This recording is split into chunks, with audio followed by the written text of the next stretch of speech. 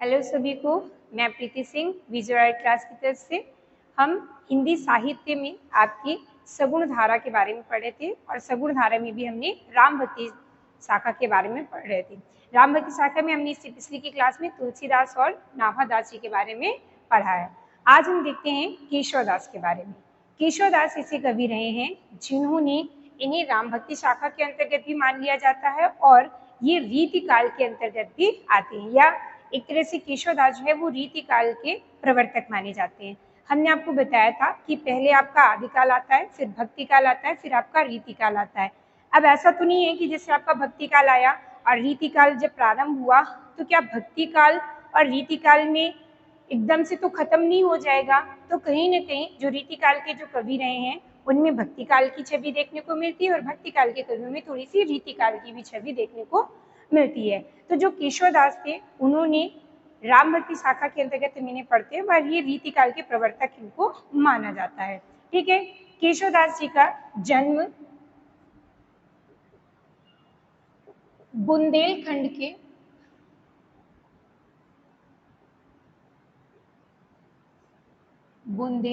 के ओरछा गांव में हुआ था। केशवदास जी का जन्म बुंदेलखंड के ओरछा गांव में हुआ था। और इनका जन्म कब हुआ था? इनका जन्म सन है 1555 ईस्वी में इनका जन्म हुआ था। केशवदास जी का जन्म बुंदेलखंड ओरछा में 1555 ईस्वी में हुआ था। केशवदास जी का उपनाम क्या है? केशवदास जी को वेदांती मिश्र भी कहा जाता है। वेदांती मिश्र। ठीक है, केशवदास जी का उपनाम क्या है? वेदांती मिश्र। केशवदास जी के बड़े भाई थे। केशवदास जी के बड़े भाई का नाम जो है वो मिलता है बलभद्र मिश्र। बलभद्र मिश्र। ठीक है, केशवदास के बड़े भाई का क्या नाम था? बलभद्र मिश्र। केशवदास जी जो थे ये निम्बार्क संप्रदाय में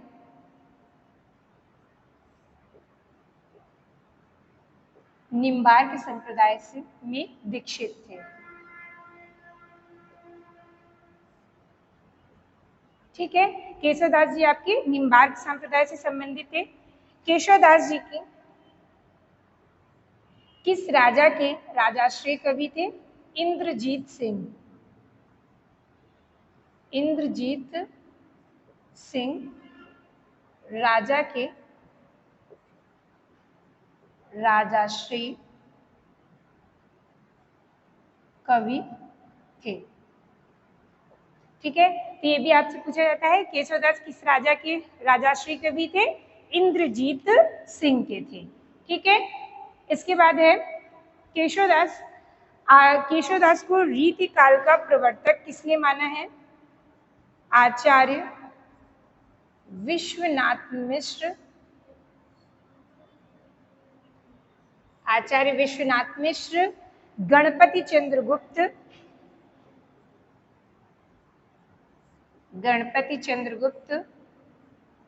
व डॉक्टर नगेंद्र ने केशवदास को रीति काल का प्रवर्तक माना है। केशवदास को रीति काल का प्रवर्तक माना है। ठीक है, तो केशवदास को रीति काल का प्रवर्तक किसने माना है? विश्वनाथ मिश्र, गणपति चंद्रगुप्त और डॉक्टर नगेंद्र के द्वारा इनको माना गया है। केशवदास की रचनाओं में भामा, दंडी, उद्भट के अनुयायी ये माने जाते हैं। ठीक है, केशवदास किसके अनुयायी माने जाते हैं? भामा, दंडी, उद्भट के अनुयायी ये माने जाते हैं। इन्होंने अपनी रचनाओं में रस, रीति, अलंकार सभी का वर्णन किया है, सभी का वर्णन किया है। ठीक है, केशवदास की रचनाओं में रस, रीति, अलंकार इन सभी का वर्णन देखने को मिलता है। केशवदास जी की मृत्यु कब हुई थी? 1617 ईस्वी में। ठीक है, केशवदास की मृत्यु 1617 ईस्वी में है। तो केशवदास जी का जो समय है वो 1555 ईस्वी से 1617 ईस्वी तक माना जाता है। अब हम देखते हैं केशवदास जी की रचनाएं।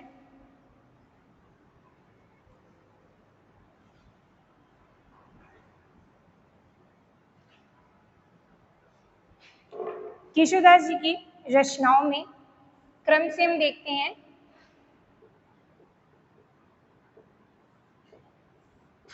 जिसमें से सबसे पहली है उनकी आती है रसिक प्रिया। रसिक प्रिया, रसिक प्रिया रचना जो है वो केशवदास ने 1591 ईस्वी में लिखी थी। ठीक है, रसिक प्रिया केशवदास ने 1591 ईस्वी में लिखी थी और ये रचना जो है ये इनकी रस ग्रंथ मानी जाती है। ये क्या है? एक रस ग्रंथ है। आपसे भी क्वेश्चन पूछा जाता है केशवदास की कौन सी रचना जो है वो रस ग्रंथ मानी जाती है, तो आपकी वो कौन सी रचना है? रसिक प्रिया है। अगली ग्रंथ जो है इन्होंने लिखा था रामचंद्रिका। रामचंद्रिका, रामचंद्रिका जो है वो केशवदास ने 1601 ईस्वी में लिखी थी। रामचंद्रिका में इन्होंने राम और सीता जी का वर्णन किया है।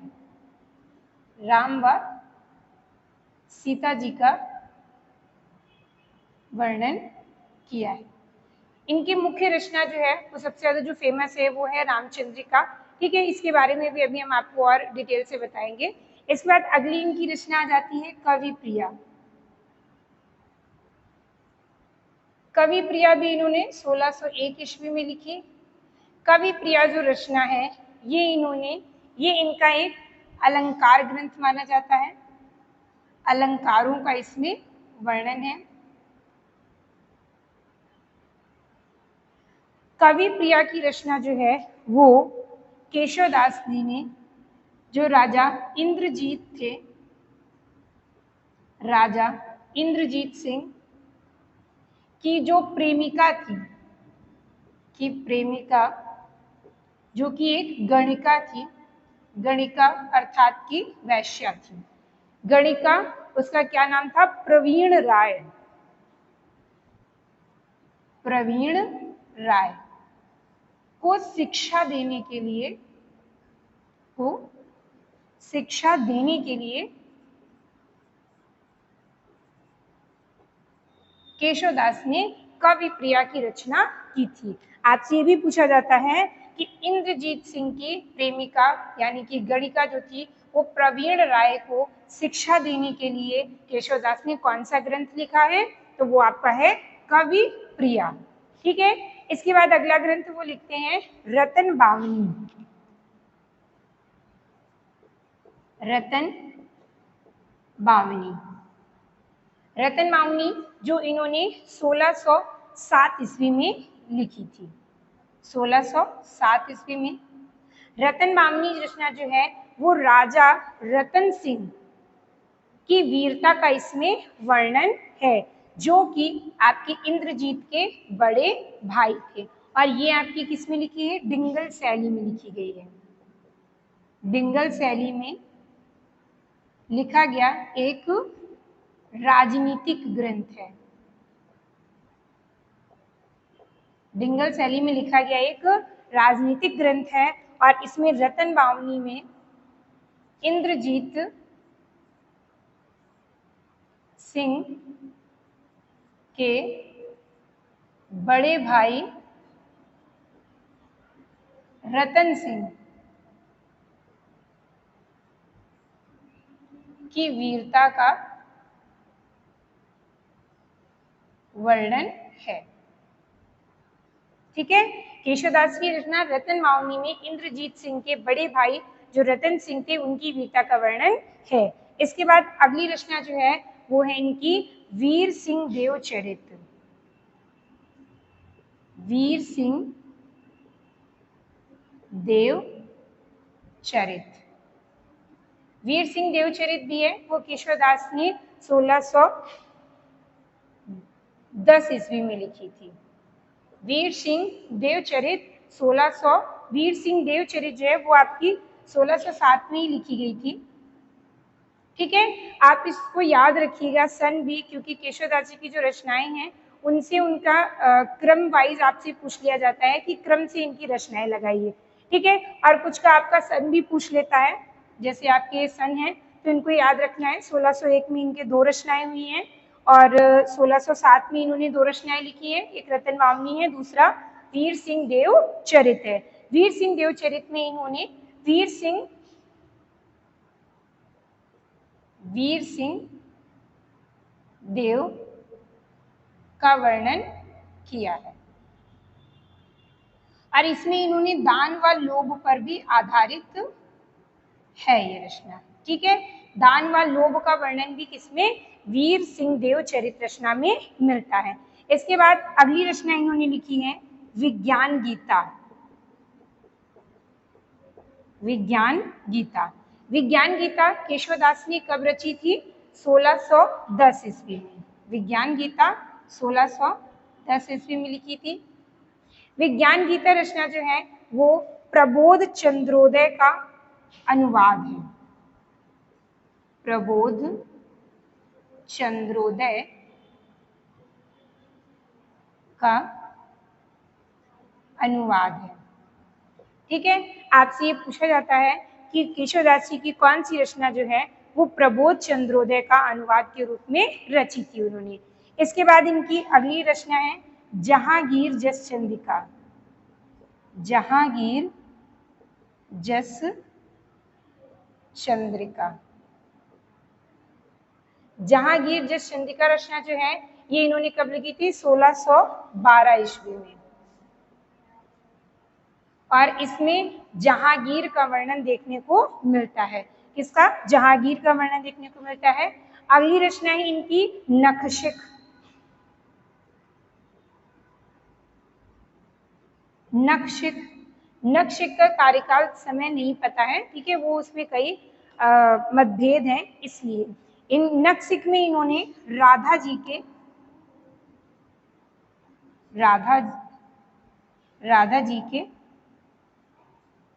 अंगों व उपांगों का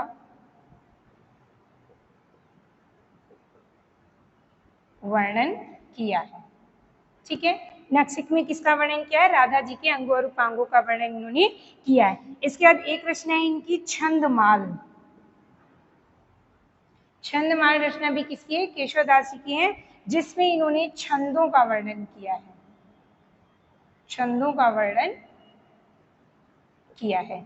ठीक है, तो ये आपकी कुछ केशवदास जी की रचनाएं हैं, जिसमें से आपकी रसिक प्रिया है, रामचंद्रिका रसिक प्रिया 1591 ईस्वी में लिखी। रामचंद्रिका और कवि प्रिया जो है वो 1601 ईस्वी में रची गई। तीसरी आपकी रतन मावनी जो है और वीर सिंह देव चरित जो है वो 1607 में लिखी गई। विज्ञान गीता आपकी 1610 में है। जहांगीर जस चंद्रिका 1612 ईस्वी में। नखशिख और छंदमाल, ये आपके कुछ केशवदास जी के प्रमुख रचनाएं हैं। इनमें से 5 रचनाएं जो हैं वो केशवदास जी की प्रबंध रचना के रूप में माना जाता है, जिसमें से आपकी रामचंद्रिका है, रतन मावनी है, वीर सिंह देव चरित है, विज्ञान गीता है और जहांगीर जस चंद्रिका। ये जो 5 रचनाएं हैं आपकी, ये पांचों रचनाएं आपकी क्या मानी जाती हैं, केशवदास की प्रबंधात्मक रचनाएं हैं। ठीक है, आपसे ये क्वेश्चन पूछा गया है कि केशवदास जी की जो रचना है रामचंद्रिका है वो कैसी रचना है, तो ये प्रबंधात्मक है। या फिर रतन मावनी, वीर सिंह देव चरित और विज्ञान गीता, इनकी ये रतन मावनी, वीर सिंह देव चरित, विज्ञान गीता और जहांगीर जस चंद्रिका और रामचंद्रिका, ठीक है। ये 5 ग्रंथ जो हैं वो केशवदास जी की कैसे ग्रंथ हैं? प्रबंधात्मक ग्रंथ के रूप में जाने जाते हैं। ये हो गया आपके केशवदास जी की रचनाओं के बारे में।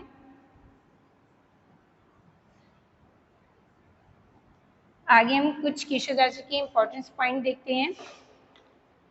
केशवदास जी को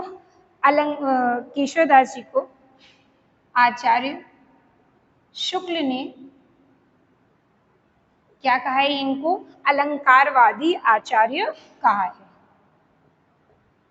अलंकारवादी आचार्य कहा है। ठीक है, क्योंकि केशवदास जी की एक पंक्ति देखने को मिलती है जिसमें वो लिखते हैं, यद्यपि सुजात सुलक्षणी सुवर्ण सरस सुव्रत भूषण बिनु न विराजहि कविता वनिता मित। ठीक है, तो इसमें केशवदास जी पंक्ति क्या लिखते हैं कि यद्यपि सुजात सुलक्षणी सुवर्ण सरस सुव्रत कविता भूषण बिनु न विराजहि कविता वनिता मित। तो यहाँ पे केशवदास जी ये कहते हैं कि जो स्त्री है अगर वो बहुत गुणवान भी है, तो अगर जैसे वो एक स्त्री वनिता यानी कि स्त्री जेवरों के साथ बहुत ही सुंदर लगती है, यानी कि वो जब अलंकार कर लेती है, वो सज लेती है तो वो बहुत सुंदर लगती है, उसी प्रकार से उन्होंने माना है कविता जो है जब वो अलंकार के माध्यम से अलंकार के द्वारा सजा दी जाती है तो वो भी बहुत सुंदर लगती है। ठीक है, तो कौन सी पंक्ति? ये भी आपसे पूछी जाती है। ये केशवदास जी की पंक्ति है। वो लिखते हैं, यद्यपि सुजाति यद्यपि सुजाति सुलक्षणी यद्यपि सुजाति सुलक्षणी सुवर्ण सरस सुव्रत सुवर्ण सरस सुव्रत भूषण बिनु न विराजहि भूषण बिन न विराजहि कविता वनिता मित। ठीक है, तो इसमें क्या कहते हैं कि वनिता अर्थात जो स्त्री होती है वो भी किसके? भूषण बिनु न विराजहि। भूषण कैसे? कि जो एक स्त्री होती है उसको भी आभूषणों की आवश्यकता होती है, उसी तरह कविता को भी आभूषण की आवश्यकता है, और कविता के लिए आभूषण क्या है? आपके अलंकार है। ठीक है, तो केशवदास जी को अलंकारवादी आचार्य भी किसने कहा है? आचार्य रामचंद्र शुक्ल ने कहा है। केशवदास जी की रचना जो रामचंद्रिका है, हमने इससे पहले आपको बताया, केशवदास जी की रचना रामचंद्रिका। रामचंद्रिका जो रचना है उससे आपसे जो कुछ प्रश्न पूछे जाते हैं, इसकी रचना तो आपको हमने बताई 1601 ईस्वी में हुई थी। ठीक है, रामचंद्रिका जो है ये केशवदास जी ने तुलसीदास जी की रचना, तुलसीदास जी की रामचरितमानस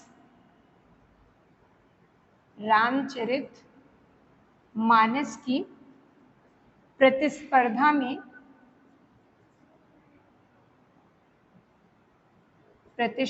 में एक रात में रची थी।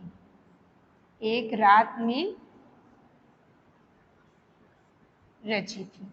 ठीक है, तो ये क्या है? तुलसीदास जी की जो रचना रामचरितमानस की थी उसके आधार पर उसकी प्रतिस्पर्धा के रूप में केशवदास जी ने क्या लिखा था? रामचंद्रिका लिखी थी, वो भी किसमें? एक रात में लिखी थी। ठीक है, और फिर उसके बाद गुमान कवि जो थे, गुमान कवि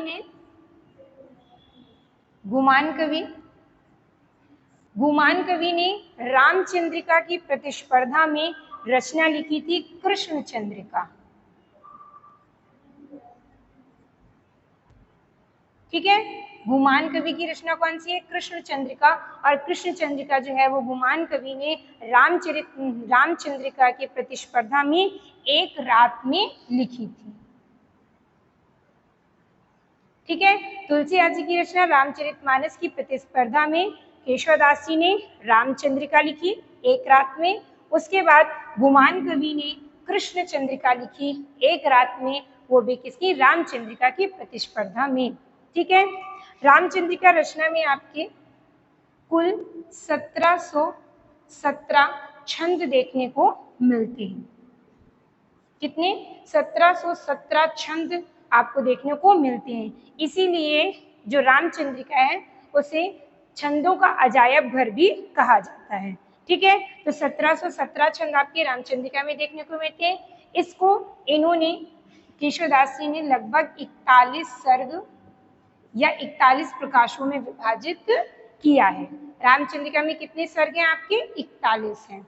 ठीक है, आचार्य शुक्ल जो हैं केशवदास जी के संबंध में कहते हैं, आचार्य शुक्ल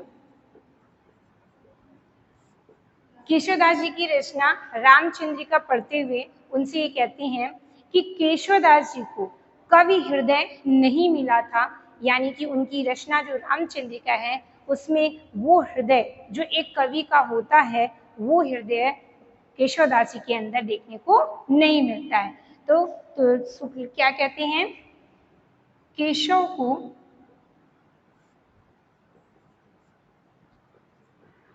कवि हृदय, केशव को कवि हृदय नहीं मिला था,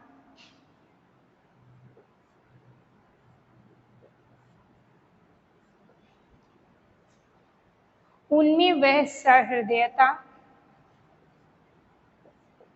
उनमें वह सहृदयता व भावुकता, भावुकता ना थी, जो एक कवि में होनी चाहिए, जो एक कवि में होनी चाहिए। वे संस्कृत साहित्य से, वे संस्कृत साहित्य से सामग्री लेके,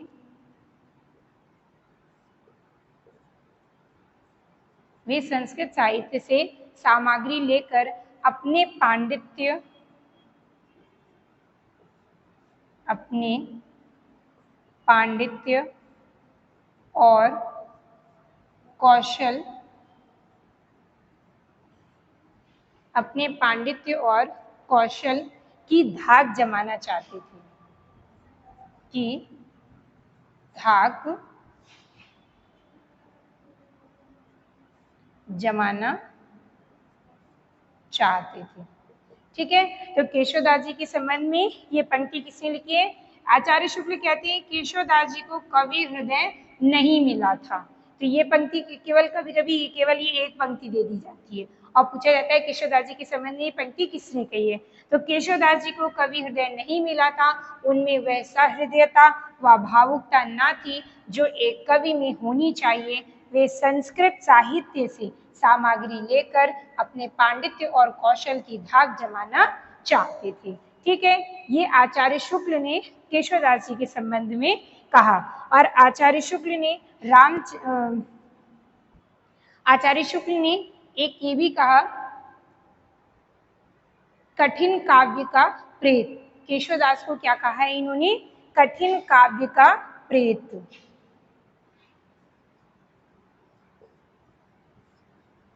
कठिन काव्य का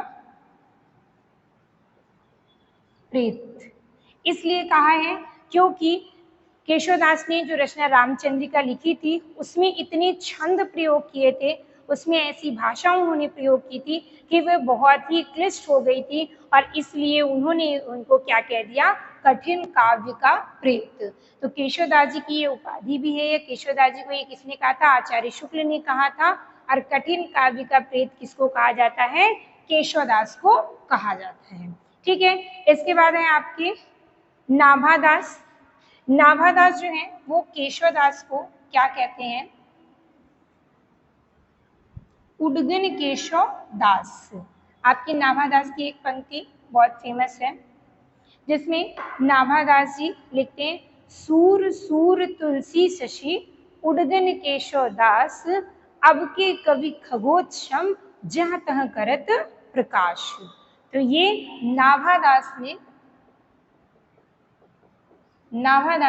केशवदास जी के संबंध में ये पंक्ति कही थी, सूर सूर तुलसी शशि, सूर सूर तुलसी शशि उडगन केशव दास।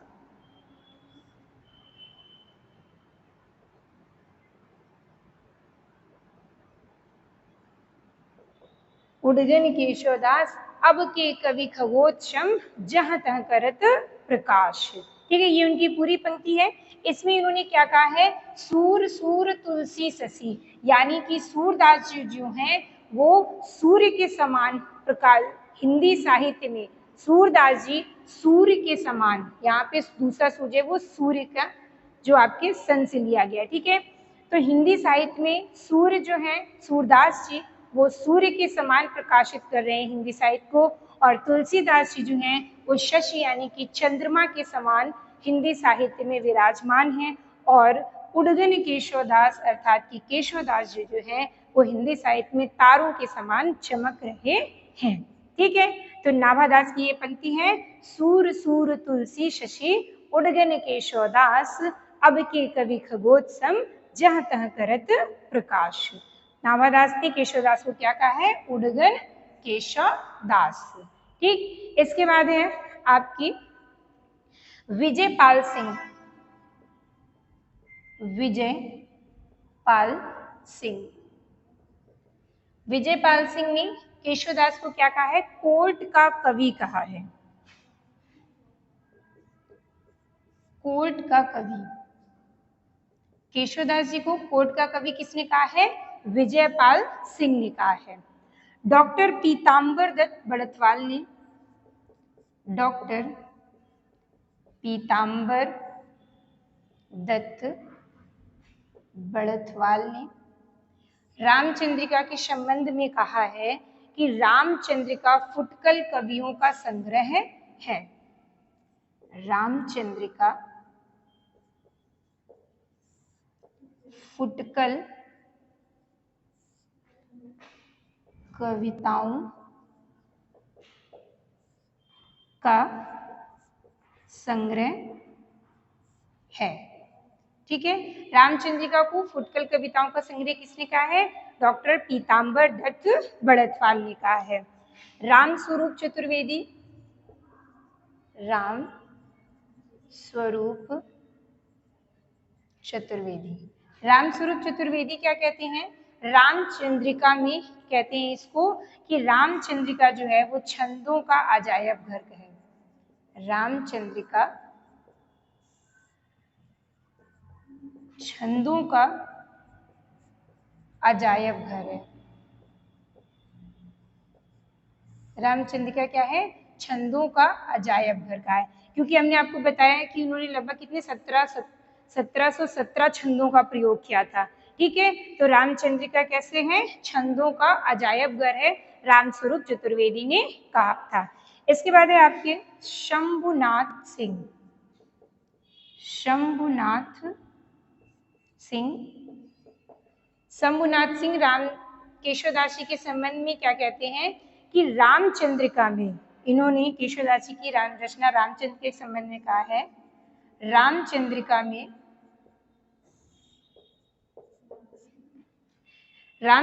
में ना तो किसी महान आदर्श की, ना तो किसी महान आदर्श की स्थापना हो सकी है, की स्थापना हो सकी है, और ना ही उसमें, और ना ही उसमें ऐसी और ना ही उसमें ऐसी महत प्रेरणा ही दिखाई देती है, ऐसी महत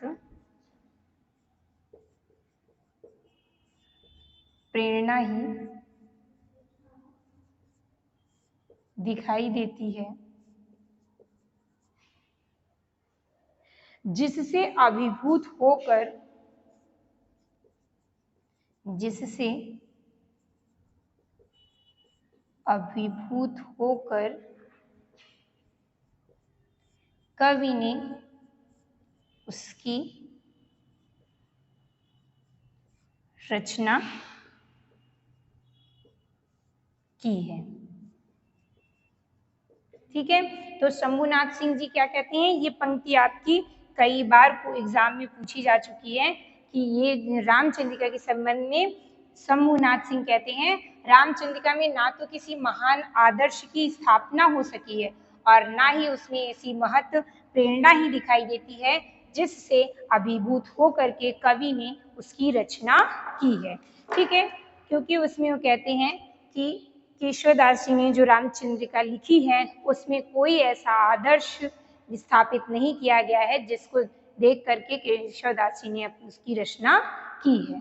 ठीक है, इसके अलावा केशवदास जी की कुछ पंक्तियां हैं आपकी, देखते हैं हम, जो आपकी पूछी जाती हैं।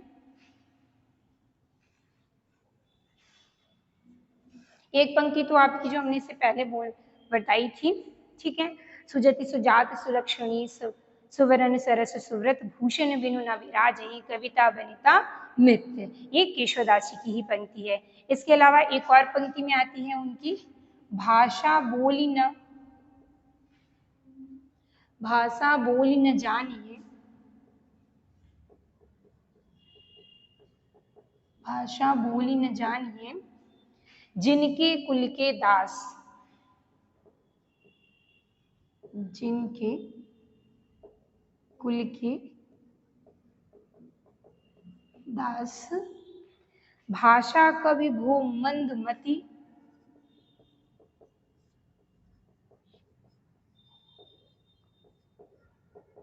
मंदमती तेहि कुल केशव दास, तेहि कुल केशव दास। ठीक है, तो ये पंक्ति किसकी है, भाषा बोली न जाने जिनके कुल के दास, ये पंक्ति केशवदास जी की है। इसके अलावा केशवदास जी लिखते हैं, केशव केसनी, केशव केसनी अस करी, केशव केसनी अस करी बैरहु जिस न कराही, बैरहु जस न कराही। ठीक है, तो ये केशवदास जी की पंक्ति भी आपसे पूछी जाती है। इसके अलावा केशवदास जी की पंक्ति है, देखे मुख भावे अनदेखी कमल चंद, देखे मुख भावे अनदेखे कमल चंद, अनदेखे कमल चंद। ठीक है, ये भी पंक्ति आपसे पूछी जाती है। इसके अलावा और बासर की संपत्ति उलूक जीवना चितवत है। ठीक है, बासर की संपत्ति उलूक जीवना चितवत है। ठीक है, ये राम के वियोग में ये पंक्ति लिखी गई थी। इसके अलावा और पंक्ति है, बिन सतगुरु केसो कहीं कहीं विधि दर्शन होए, बिन सतगुरु कैसे केसो कहें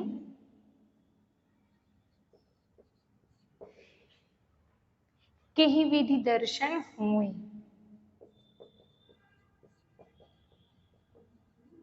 कहीं विधि दर्शन हुए। हमने आपको बताया था भक्ति काल में जितने भी आपकी धाराएं हैं उसमें सभी में गुरु की महत्ता बताई गई है। तो केशवदास जी भी लिखते हैं, बिन सतगुरु केसो कहें कहीं विधि दर्शन होए। ठीक है, केशवदास जी कहते हैं कि गुरु के बिना ईश्वर के दर्शन नहीं हो सकते हैं। आपके केशवदास जी के संबंध में ये आपकी केशवदास जी की कुछ पंक्तियां होंगी। केशवदास जी से संबंधित कुछ लोगों ने अपनी रचनाएं लिखी, जिसमें से है केशव की काव्य कला। केशव की काव्य कला, इसमें केशवदास जी के बारे में लिखा है। और केशव की काव्य कला जो है वो लिखी है कृष्ण शंकर शुक्ल ने। कृष्ण शंकर शुक्ल ने। ठीक है, केशव की काव्य कला।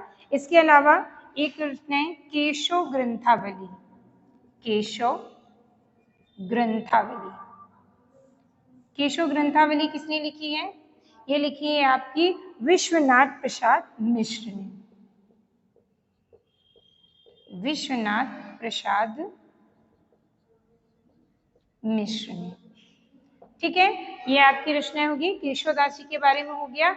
इसके बाद आज हमने जितना भी आपको केशवदास जी की क्लास में पढ़ाया, आप इसको पूरा वीडियो देखिएगा पूरा। इससे बाहर आपके क्वेश्चन नहीं बनते हैं केशवदास जी के संबंध में।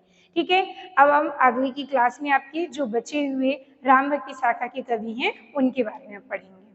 ठीक है।